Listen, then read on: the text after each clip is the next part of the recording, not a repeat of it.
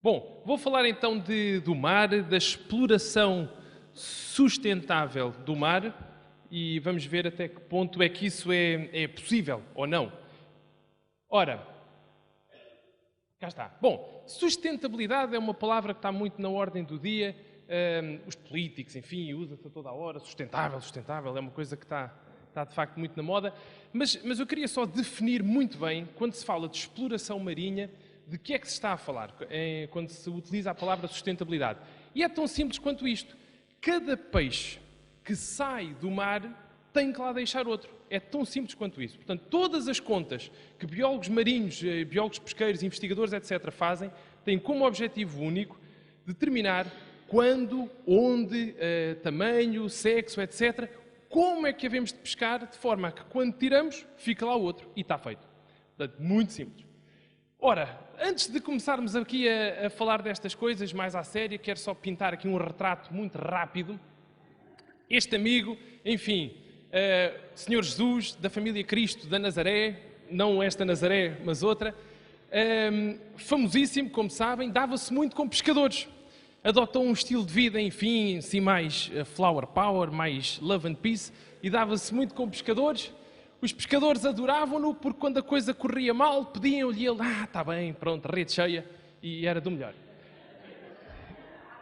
Vou-vos pôr aqui uma timeline, não é? Uma cronologia. Portanto, aqui o nosso amigo Jesus e os amigos faziam grandes jantaradas, eram umas festas dos diabos. Uma das jantaradas, a última, curiosamente, ficou tão famosa que acabaram por, enfim, fazer variedíssimos retratos. É claro que se fosse hoje em dia, aquilo era gosto, ficava tudo maluco. Mas pronto, na altura ainda não havia. Os vikings, um povo divertidíssimo, pessoas que andaram por montes de mares, começaram com a pesca do bacalhau, que nós depois mais tarde viríamos a pegar.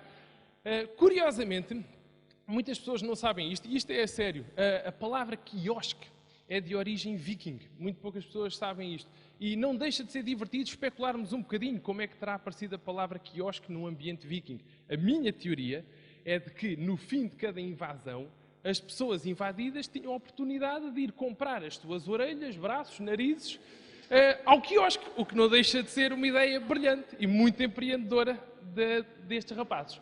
Bom, e nós, os portugueses, enfim, não é preciso explicar o papel que Portugal teve na exploração mundial, também na pesca, obviamente, não resistia a pôr ali uma imagem, enfim, uma imagem oriental lá está o nosso amigo Jesus e a mãe, mas assim com traços orientais, achei muito curioso, porque de facto, como sabem, Portugal esteve em todo lado, incluindo na Ásia. A dada altura, eu acho que nunca é demais referir isto, as pessoas esquecem-se frequentemente que, a dada altura, Portugal e Espanha sentaram-se a uma mesa e dividiram o mundo ao meio. Então o amigo quer a esquerda ou quer a direita? Bem, eu fico com este lado, então eu com aquele, estou melhor. Bem, eu chegava à minha linha mais para aqui e os espanhóis, sim, tudo bem, não há stress, aquilo também é só água, não há problema. Bom, o bacalhau, não é preciso dizer-vos a importância que o bacalhau teve, as pessoas, enfim, salgavam o bacalhau e alimentavam os marinheiros ao longo de viagens de muitas, enfim, meses, anos. O Sr. Brás tornou-se famoso ao juntar batatas fritas e ovos mexidos ao bacalhau, nem fazia ele ideia do que ia ser. Bom, e depois chegamos aos tempos modernos, não muito simpáticos, como sabem. Quem está mais ou menos atento às notícias sabe que o cenário atual não é de facto muito simpático. Vou-vos só chamar a atenção para aquela fotografia ali em cima, ali no canto superior esquerdo. Aquela fotografia é uma fotografia de satélite, portanto não é pintado, é uma fotografia de satélite de arrastões no mar da China. Portanto, o que vem para trás de cada arrastão é a pluma de poeira, não é de terra. Agora, imaginem o que é ser um lagostim neste sítio. Tipo, a pessoa põe a cabeça de fora da toca e depois não dá. Portanto, é um stress constante. Portanto, as coisas de facto hoje em dia estão muito complicadas em termos de exploração. Isso está nas notícias a toda a hora. Enfim, o cenário não é lá muito simpático, mas há, de facto, muitos esforços que estão a ser feitos para tentar mudar as coisas e já vos vou falar disso. Mas antes ainda, quero-vos contar aqui 2 ou 3 historinhas acerca destas coisas da pesca, que eu julgo que são interessantes, para entendermos o problema no contexto atual, de como é que as coisas funcionam hoje em dia. Por exemplo, o arrasto. Fala-se muito do arrasto, há muito esforço hoje em dia para proibir o arrasto a nível mundial. Ora, vejam só, vocês estão agora a ouvir-me dizer a palavra arrasto e, pronto, estão a imaginar um barco, uma rede e tal, e as pescadas lá todas dentro. Agora, imaginem um arrasto na savana africana, para apanhar babuínos. 2 jipes, dois Hummers, não é? Daqueles americanos com muitos cavalos e tal. Com uma rede pelo meio. E tem walkie-talkies e não sei quantos, durante 1 hora, aí vão eles. O que é que temos nessa rede ao fim de 1 hora? Temos um espetáculo indescritível de sangue e tripas e babuínos e eventualmente pessoas e rochas e vegetação e areia e cornos de impala enfiados na barriga de rinocerontes. Percebe o que eu quero dizer? É um espetáculo tão tétrico que o nosso cérebro nem consegue concebê-lo. É uma coisa terrível demais. E, contudo, isso não é mais do que é feito diariamente no fundo do mar, como vimos ali naquela fotografia. Não é nem mais nem menos. Só que lá está. O que os olhos não veem, o coração não sente. E como as coisas acontecem no mar, que é lá no mar, não é? A gente não consegue ver, a não ser que coloquemos uma máscara, e as coisas vão passando e tudo isto vai enfim, avançando com o tempo. Outra história muito engraçada, a pesca do espadarte. Mesmo aqui ao lado, em Peniche, a pesca do espadarte, enfim, no mundo inteiro, em Peniche também, apanha muito como bycatch, como captura acessória, tintureiras, que é um tubarão de superfície, e outras espécies também. A cota para captura de espadartes é baixíssima, muito, muito baixa. Os pescadores acabam por, muitas vezes, desembarcar espadartes com o rótulo de tintureira, que são animais completamente diferentes. Para começar, o espadarte tem um gandabico e a tintureira não tem bico nenhum. Mas as coisas andam complicadas, já vou falar só mais uns segundinhos sobre isso à frente, e acaba por haver uma certa conivência nas lotas e tal, e lá vai o espadarte disfarçado de tintureira. Uma historinha muito engraçada, não vos quero maçar assim com muita ciência bruta, mas depois de muito esforço, eu tenho estado envolvido com uma organização que é a Shark Alliance. Nós fazemos o famoso lobbying, não é? Nós vamos para Bruxelas, falamos com eurodeputados, etc. E conseguiu-se uma coisa que era impensável há algum tempo. Estabeleceu-se uma cota para os tubarões de profundidade. Ou seja, só se pode pescar até X. No caso de Portugal é 300 toneladas. Só se pode pescar até X tubarões de profundidade. Temos aqui o nosso amigo Caroxo e reparem, de facto, nos últimos 3 anos, quando esta cota foi implementada, os desembarques, que são aquelas barras, diminuíram. Ótimo, ganda pinta, do melhor. Temos aqui agora a lixa, que é o outro tubarão de profundidade. Mais uma vez, as barras dos últimos 3 anos diminuíram. Bestial. Isto foi uma ganda pinta, uma vitória para a conservação dos oceanos. Mas depois temos aqui o nosso amigo lusitano, centroforos lusitânicos, que é quase fotocópia da lixa. Em boa verdade, estou agora a orientar o doutoramento de uma menina que está a tentar distingui-los para se perceber se é uma espécie diferente ou não. Só que os nossos amigos pescadores perceberam que esta espécie, como não se sabe bem se é uma espécie válida ou não, não está na lista de espécies protegidas com cota. Todos os tubarões são desembarcados como o nosso amigo lusitano. Ora, o que foi uma vitória tremenda acabou por se tornar num acidente catastrófico, porque agora os desembarques são absolutamente inúteis. As descargas ou as estatísticas não servem para nada, porque é tudo lusitano, já não se pode utilizar. Portanto, enfim, estas vitórias às vezes são chatas. Agora, vocês ouviram estas historinhas e pensam, epá, os pescadores são uns sacanóquis, pá, andam a dar cabo do mar todo. Talvez não seja bem assim. E era isso que eu agora vos queria mostrar. Eu trabalho nesta área há muitos anos e tenho aprendido coisas muito interessantes acerca dos pescadores. Talvez eles não sejam os maus da fita que nós pensamos.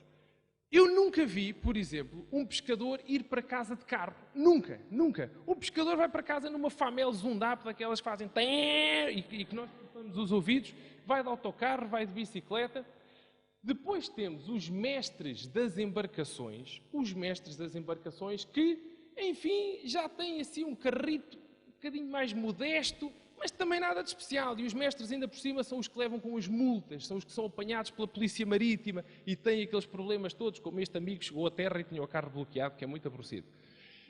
Reparem, o que se passa é que a frota, no fundo, eles são um bocado vítimas de péssima gestão. A União Europeia tem sido péssima na gestão dos recursos marinhos, porque houve um enorme incentivo para a frota europeia crescer e chegou-se ao ponto atual em que há muita legislação a proibir a pesca, mas os barcos continuam lá. Porque a pessoa não consegue converter um barco de pesca num salão para batizados e casamentos. Não é fácil. Então aquele capital foi investido, está lá e a malta acaba por pisar o risco, muitas vezes porque tem de ser. Bom, armadores intermediários, aqui sim já os vi muito bem montados, várias vezes. O que leva as pessoas a pensarem, pois, a culpa é do armador, a culpa é do intermediário, que lá aparece na sua maquineta e que compra o peixe-espada preto na lota a 97 cêntimos e depois os vende para os supermercados a 3,5€, que parecendo que não, multipliquem por não sei quantas mil toneladas e dá uma pipa de massa. Mas, antes de apontarmos o dedo, vamos nos lembrar de nós. É que nós, o público geral, nós em última análise é que mandamos nisto tudo. Nós é que compramos ou não compramos. Nós é que compramos quantidades alucinadas de bacalhau ou não. E nós é que, no fundo, ditamos a famosíssima lei da oferta e da procura. Portanto, antes de apontarmos o dedo aos pescadores, ou seja, a quem for, temos que pensar muito bem no que é que andamos a fazer. Bom, obviamente que a ideia, isto, enfim, é o retrato atual, os políticos estão sempre a dizer que isto está tudo bem, os cientistas estão sempre a dizer, não, vamos todos morrer, mas isto é clássico, mas a ideia, obviamente, não é que saiam daqui deprimidíssimos. E vamos agora, muito rapidamente, aqui nos últimos minutos, cobrir a luz ao fundo do túnel, não é? Aqui, para sairmos daqui bem dispostos, mas antes de sairmos bem dispostos, ainda tenho que vos recordar de uma outra, enfim, ocasião catastrófica. A pesca do atum deu, em boa verdade, origem aos programas de observadores. Porquê? Porque a pesca do atum antigamente era uma carnificina. Porque quando os pescadores detectavam com helicópteros ou qualquer coisa dessas, água suja, como se chama muitas vezes, água assim mexida, muitas vezes eram aves a picar, a comer peixe, que naturalmente estavam na água, golfinhos a saltar, e normalmente quando há golfinhos a saltar, significa que estão a comer um cardume e por baixo estão os atuns. Então era imediatamente feito um cerco, apanhavam-se os atuns, a chatice dos golfinhos estavam ali a chatear e era mocada na cabeça para deixarem de chatear. Acreditem que era mesmo assim. A pesca do atum era um banho de sangue. Até a comunidade ambientalista se aperceber disso e naturalmente, lá está, tal como o arrasto, quando isto veio para as primeiras páginas, o pessoal passou-se da cabeça. E isso foi imediatamente proibido. Estabeleceram-se programas de observadores, jovens que vão nos barcos e que naturalmente confirmam que isto não é feito. O atum passou a ter um carimbo a dizer Dolphin Safe para atestar que de facto não é pescado desta maneira. Reservas marinhas, áreas marinhas protegidas. Pus aqui um artigo muito interessante, a primeira área marinha em alto mar, portanto numa zona de águas internacionais, é portuguesa, curiosamente, ou foi proposta por Portugal. Está no meio da crista médio-atlântica, nos Açores, que chama-se o Rainbow, que é uma zona de fontes hidrotermais de interesse biológico absolutamente extraordinária. As áreas marinhas protegidas, em boa verdade, são muito mal recebidas quando aparecem, muito mal recebidas. Ao tiro. Um caso foi, por exemplo, a área marinha protegida de Sesimbra, na Rábida.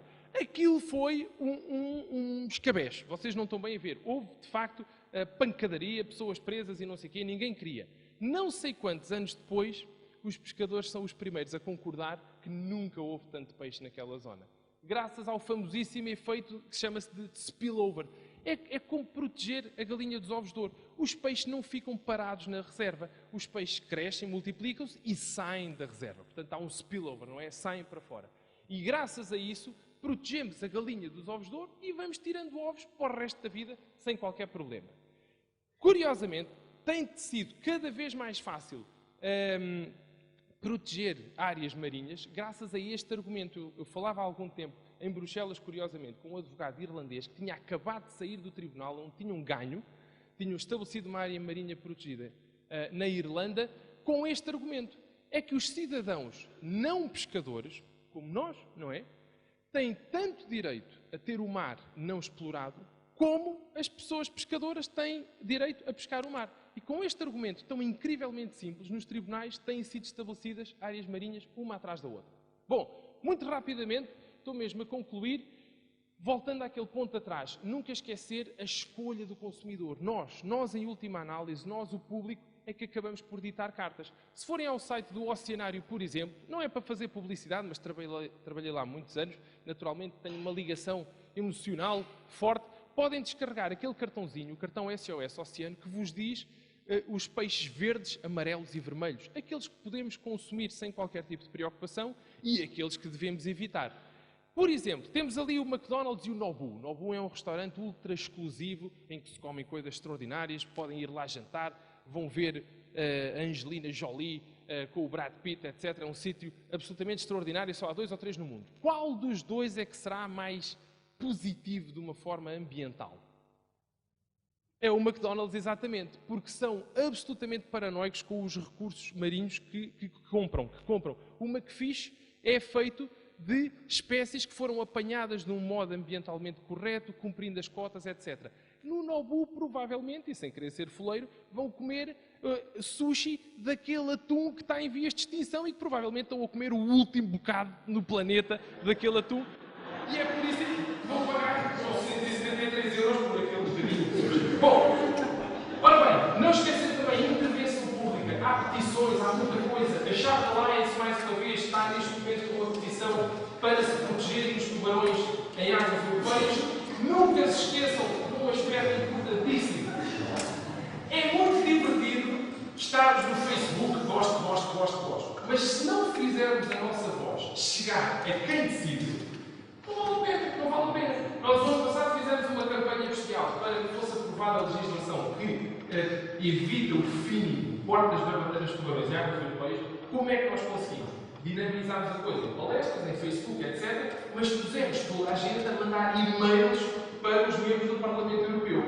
Soube, por colegas meus que trabalham lá, que já ninguém nos podia aturar. Os tarados dos tubarões entupiram o e-mail completamente. Eles assinaram o papelinho e a lei foi feita. Portanto, do melhor. Portanto, há que ter fé. Não vamos desesperar. De facto, o problema pode ser resolvido. Temos tudo na nossa mão e resta-me agradecer carinhosamente o convite para falar aqui convosco hoje.